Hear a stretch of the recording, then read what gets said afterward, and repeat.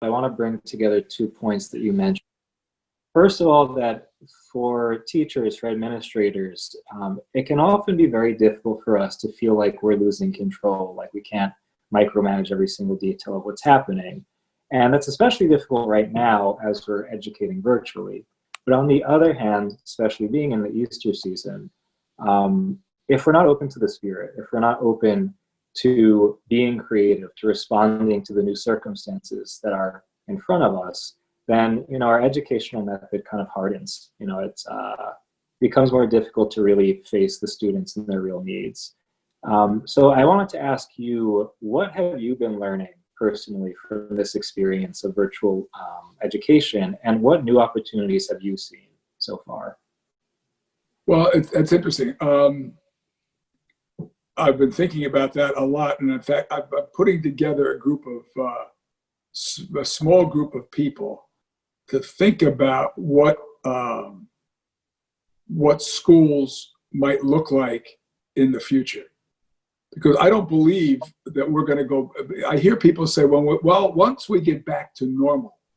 I don't think that's going to happen. I don't think we're going to go back to normal, number one. And number two, I'm not much interested in going backwards, right? I think I'm more interested in going forward into a possible new way of being that the Lord may be presenting us. That's why I think we have to be careful that we're not ignoring the Lord.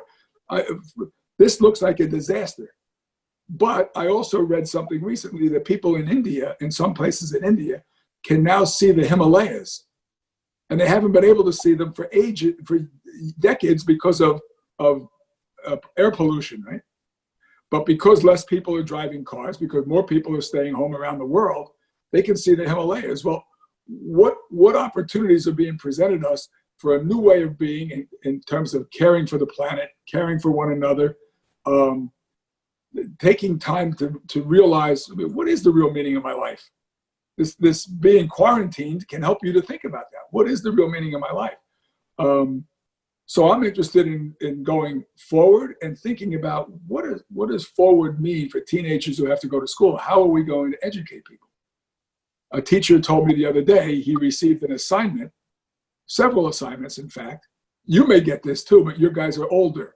You teach mostly older kids. This was a 13-year-old who submitted his homework assignment at 4 o'clock in the morning. Right, so he had another student that submitted it at 3 o'clock in the morning. So what does education look like if you begin to think about it in terms of 12 months a year and 24 hours a day, instead of the way we think about it in 8 or 9 months a year, only from 8 o'clock in the morning until 3 o'clock in the afternoon?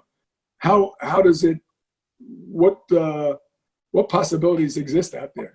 So this sounds a little bit crazy from a monk, I'm sure, but I've talked to 3 men who are Navy SEALs who think asymmetrically.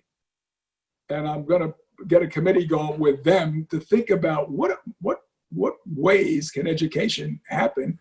I mean, what if you had a teacher that liked to stay up half the night, for Pete's sake, and not, you know what I mean? Was a night owl. There's night owls. There's people better in the morning.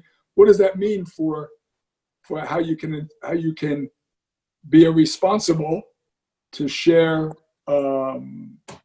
knowledge and ways of being with a student, right? So I don't know, but for me, it's the exciting part of this whole thing. I don't find it overwhelming. I find it, other than the fact that I don't want to catch the virus. I mean, but the new possibilities that it may open up for us in terms of ways of being could be very beneficial.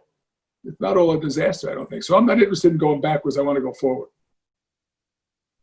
Well, with that, Father Ed, I want to thank you for taking the time in your busy schedule for speaking with us. And I also want to thank all the monks at Newark Abbey, as well as Dr. Mooney and the Scala Foundation for making this opportunity possible.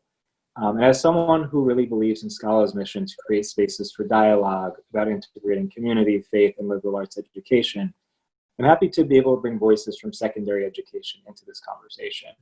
And I encourage those of you watching to share this with others in secondary ed or who are interested in creating integral educational experiences for high school students. And if you're interested in learning more about St. Benedict's Prep, we'll leave some info in the description below. So thank you again, Father Edwin, and I hope to see you all again soon. Thanks, Stephen. Keep your courage up.